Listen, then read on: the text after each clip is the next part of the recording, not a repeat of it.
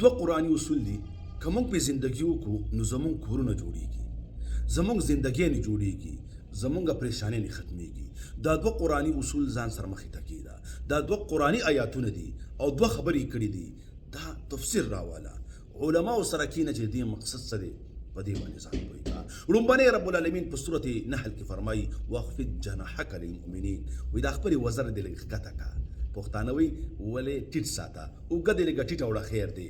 څه مقصد د خبرې؟ مقصد دا دی چې لږه د بل هم اوره، لږه د بل سختي هم برداشت کوه، لږه سخته خبره په سړو دماغو باندې اخله او د سختو خبرو د مشرانو باندې مه خفه کېږه، بد جواب مه ورکوه، بد یې مه وایه، په دې کې ستا خیر دی.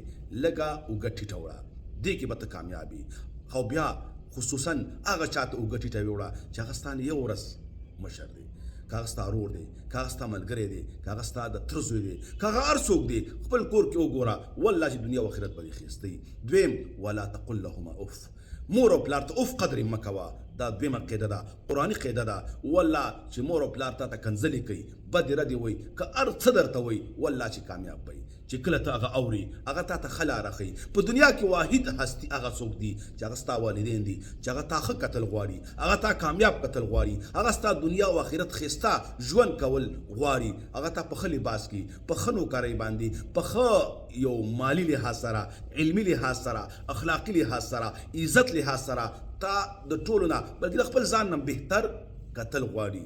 او دې سره دا خبره هم یاد وساته چې هغه څوک چې نبي مهربان ستا د والدینو په حکم کې ګرځولي دي، په درجې کې ګرځولي دي، هغه هم د نظر نه ونه غورځوي چې هغې کې یو ستا تره دی، د تره قدر دې وکړه، د تره عزت دې وکړه. پښتانه دي بعضې خبرې کوي لیکن دا ټیک نه دي، وایي بور دی وي دشمن ته د ضرورت نشته. دا ډېره غلطه خبره ده. نو د تره خیال وساته.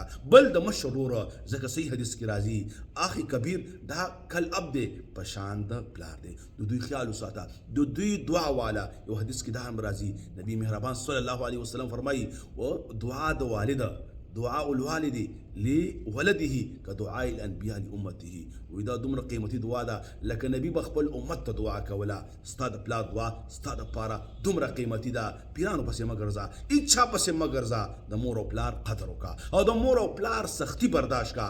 په دې کې ستا کامیابي ده. دا سختې خبرې ستا د کامیابۍ هغه درجې دي. الله تعالی دې وکړي چې په دې باندې زه هم پوه شوی یم او ما ته هم دې الله عمل نصیب کړي. تاسو ته وصلی الله تعالی علی خیر خلقه محمد وعلى آله وصحبه اجمعین.